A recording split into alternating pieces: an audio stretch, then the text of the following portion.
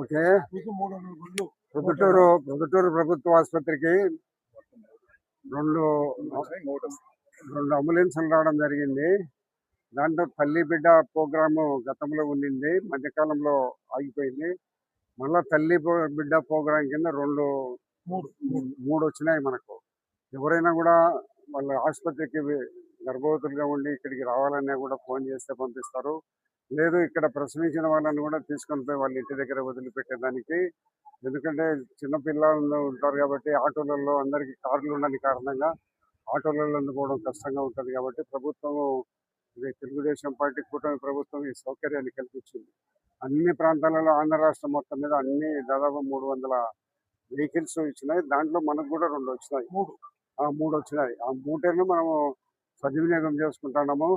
Car డ్రైవర్లు కూడా ఉన్నారు. వాళ్ళందరూ అపాయింట్ చేశారా గవర్నమెంట్? అవును సార్, డ్రైవర్లు వాళ్ళే వస్తారు కాబట్టి ప్రజలందరూ ఈ సౌకర్యాన్ని వినియోగించుకోవాల్సిందిగా కోరుతున్నాము. అదే మాదిరిగా ప్రభుత్వము విద్యా వైద్య రంగంలో ఎక్కువగా ఖర్చు పెడతా ఉంది. ఈ వైద్య రంగానికి విపరీతమైన డబ్బులు ఇచ్చి అత్యంత ఆధునికమైన పరికరాలు కూడా అన్ని ప్రభుత్వ ఆసుపత్రులకు ఇవ్వడం జరుగుతూ ఉంది. కాబట్టి ప్రజలందరూ కూడా ప్రైవేట్ ఆసుపత్రులకు తగ్గించుకొని ప్రభుత్వ ఆసుపత్రిలో మీరందరూ ఉపయోగిస్తే డాక్టర్లందరూ మంచి డాక్టర్లు ఉన్నారు. మరి డాక్టర్లందరూ ద్వారా మీరు మంచి ఉచితంగా మీరు రోగులు నయం చేసుకునే అవకాశం ఉంటుంది. కాబట్టి మీరందరూ ప్రభుత్వ ఆసుపత్రులు తగ్గించి ప్రైవేట్ ఆసుపత్రులకు తగ్గించి ప్రభుత్వ ఆసుపత్రులకు ఎక్కువగా వచ్చి ఈ అంబులెన్స్ సౌకర్యాన్ని కూడా ఉపయోగించుకోవాలా.